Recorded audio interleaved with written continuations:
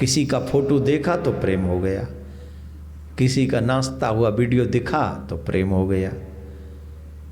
Social media पे जिसके followers ज़्यादा दिखे प्रेम हो गया, और न जाने कैसी कैसी एक्टिविटी से हमको प्रेम हो जा रहा है। महाराज जी, आजकल सोशल मीडिया में जो प्रेम हो रहा है, जहाँ पहली मुलाकात मोबाइल पर होती है, भावना जल्दी बन जाती है, क्या इसे सच्चा प्रेम समझा जाए? क्या इसे सच्चा प्रेम कहा जा सकता है, या सिर्फ क्षणिक आकर्षण है? कृपा करके बताइए। अब इसमें मैं क्या बताऊं, जिसको हुआ उससे पूछो। सोशल मीडिया का प्रेम जिसको हुआ हो उससे पूछो, वो बता देगा। लेकिन अब आपने प्रश्न मुझे किया है तो एक कहानी के माध्यम से मैं आपको बताना चाहता हूं। अभी मिले भी नहीं है, लेकिन एक पिक्चर देखकर प्रेम हो जाता है ना। कितने हमारे युवा तो ऐसे हैं कि जो फिल्म देखने जाते हैं और फिल्म में वो बड़ी बड़ी हीरोइन जो आती है ना, बड़े बड़े पर्दे पे हीरोइन आती हैं, महाराज समुद्र में डूब गई और आकाश में उड़ गई, और ऐसे महाराज जब देखो वो गई परी आ गई। नहीं, कितने भारत के युवा ऐसे हैं बस उन्हीं को लाइक करते रहते हैं, उन्हीं।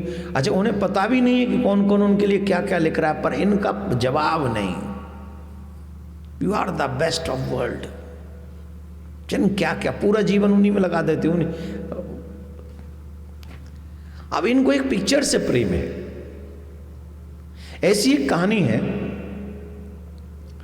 एक नगर में एक युवक रहता था।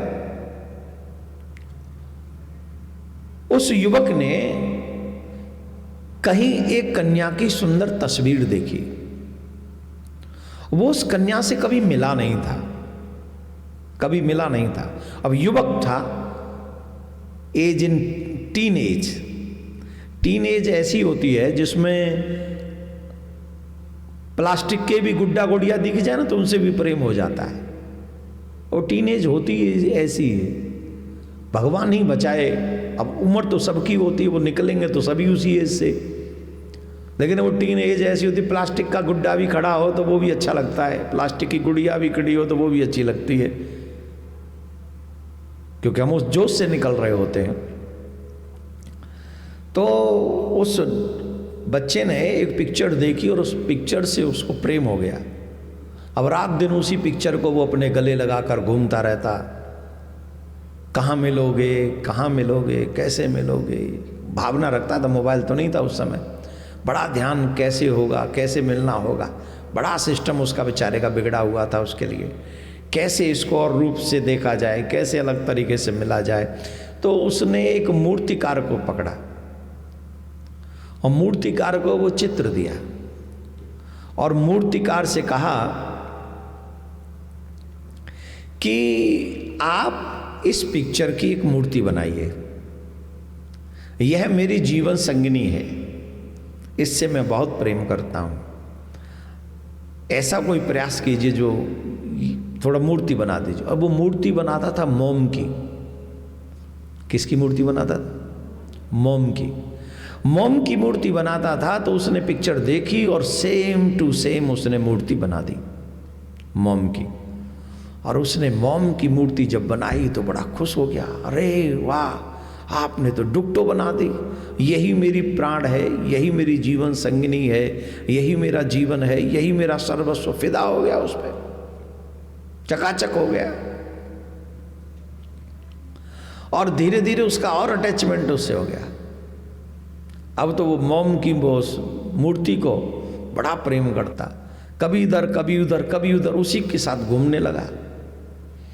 एक दिन क्या हुआ कि वो कहीं बाहर गया हुआ था और वो मूर्ति को खुले में छोड़ गया। धूप उस दिन तेज पड़ी, धूप तेज पड़ी तो मोम की वो थी मूर्ति, मोम की थी। तो धूप पड़ने से मोम जो है पिघल गया, गड़बड़ा गया, शकल खराब हो गई, आंख फूट गई, नाक रूठ गई, होठ भी इधर के उधर आ गए। अब वो लौट के आया और उसने देखा कि मोम की मूर्ति टूट गई, बिखर गई, मतलब टूटी तो नहीं पर एकदम अनाप शनाप हो गया, सब सिस्टम सेट था वो अनसेट हो गया। तो वो मेरा प्रेम ऐसे कैसे हो सकता है, मेरा प्रेम ऐसे कैसे हो सकता है, मेरी प्रेमिका ऐसे कैसे हो सकती है। वो गया मूर्तिकार के पास में, बोले ये क्या बवंडर कर दिया तुमने, मेरे प्रेम की मूर्ति का नाश कर दिया।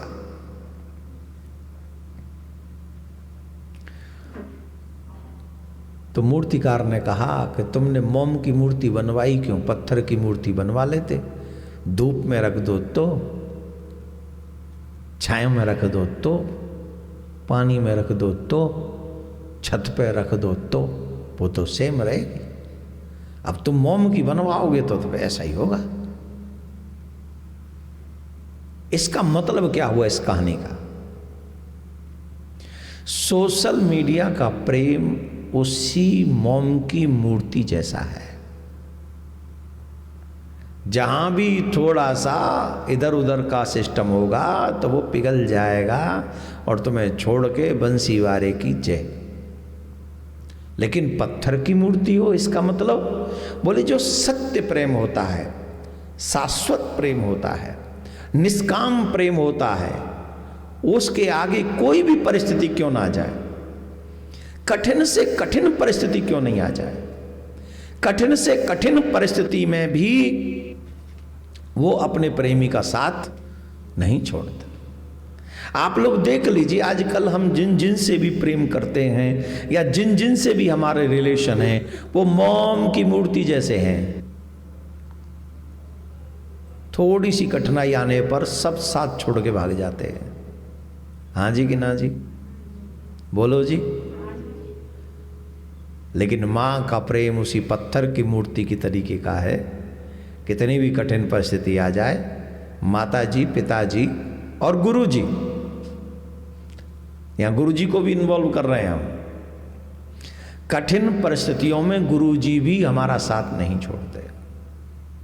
कठिन परिस्थितियों में माँ बाप हमारा साथ नहीं छोड़ते। तो अगर निश्चल प्रेम किसी का हो सकता है, या तो माँ बाप का हो सकता है या भगवान का हो सकता है। तो हम ये नहीं कह रहे कि तुम दुनिया से प्रेम मत करो, पर सोशल मीडिया के प्रेम में मत फंसो। आजकल एक बात सुनते हैं हम, बहुत विचित्र है, जिसको भी गरीब होना हो वो लेट तक बिस्तर में पड़े रहो, जिसको भी गरीब होना हो वो भयंकर नंबर 1 का आलसी हो जाओ, जिसको भी गरीब होना हो वो अपने माँ बाप की और धर्म की डिसरिस्पेक्ट करना प्रारंभ कर दो, जिसे भी गरीब होना हो वो देर तक मोबाइल चलाते रहो, रील पे रील, रील पे रील, रील पे रील, तेरी रील, मेरी रील, उसकी रील, वाह की रील, या की रील, यमराज की रील, मृत्यु की रील, देखते रहो, सारा दिन निकाल दो उसी में। गरीब होना हो तो बस दिन भर गप मारते रहो, कॉल लगा, हेलो, 2-4 घंटा निकाल दो, अगर दरिद्री रहना है तो। और अगर नहीं रहना है तो इनके अपोजिट करना शुरू करो, जल्दी उठो, जल्दी उठो, स्नान करो, गोल पे फोकस करो, हार्ड वर्क करो, भगवान को प्रणाम करो, भगवान की भक्ति करो, मोबाइल को कम यूज करो, जितना जरूरी है उतना यूज करो, सुबह शाम थोड़ा बहुत यूज करो, पर दिन के समय, काम के समय सिर्फ काम करो। अगर गरीब नहीं होना है तो इसके ऐसे कर दोगे तो तुम्हारा कल्याण हो जाएगा। बोलो राधे राधे। ऐसे नहीं, जोर से बोलो, और जोर से बोलो।